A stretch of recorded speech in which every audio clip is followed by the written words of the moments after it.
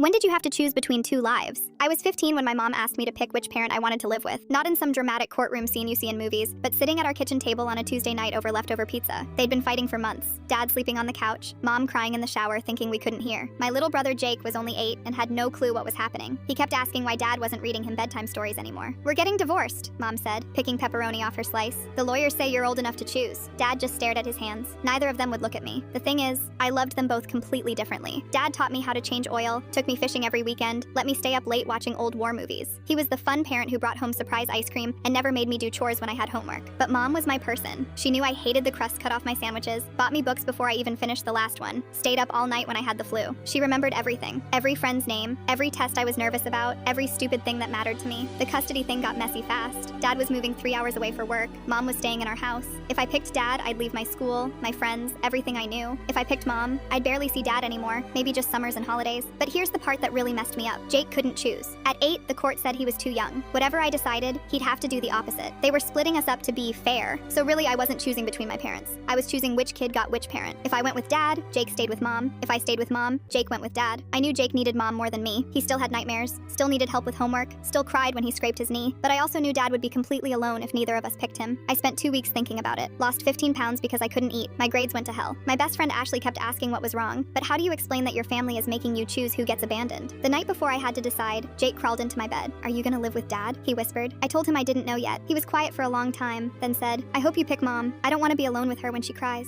That's when I realized Jake knew everything. He heard the fights, saw mom crying, noticed dad sleeping on the couch. He was just 8, but he wasn't stupid. So I made my choice. I picked dad, not because I loved him more, but because Jake needed mom, and mom needed Jake. Dad needed someone too, but he was stronger. He could handle being alone better than an 8-year-old could. The day I moved, Jake helped me pack. He put his favorite stuffed dinosaur in my suitcase and said I could keep it until I came back. I didn't have the heart to tell him I might not come back for a really long time. Living with dad was harder than I thought. New school, no friends, and dad working 60 hours a week to afford the bigger apartment he got so I'd have my own room. We ate a lot of takeout and watched a lot of TV in silence. But the worst part was the phone calls home. Jake would tell me about school and his new teacher, and I could hear him getting quieter each week. Mom would get on and try to sound cheerful, but I could tell she was struggling too. 6 months in, dad sat me down and said something I'll never forget. "You know this isn't permanent, right? If you want to go back, we can figure it out." I told him I was fine, that I liked it there. He laughed, but not in a mean way. "Kid, you've been miserable since day one. You think I can't tell?" That's when I started crying. Really crying like I hadn't since the whole thing started. I told him about choosing between him and Jake, about feeling like I abandoned my little brother, about being scared he'd forget me. Dad held me while I cried and said, "You didn't choose between lives, honey. You chose to sacrifice yours so everyone else could keep theirs." We worked out a different plan. I moved back with mom and Jake, but spent every summer and most holidays with dad. It wasn't perfect, but it was better. Jake got his big sister back, mom got help with everything, and dad got regular visits instead of a miserable teenager.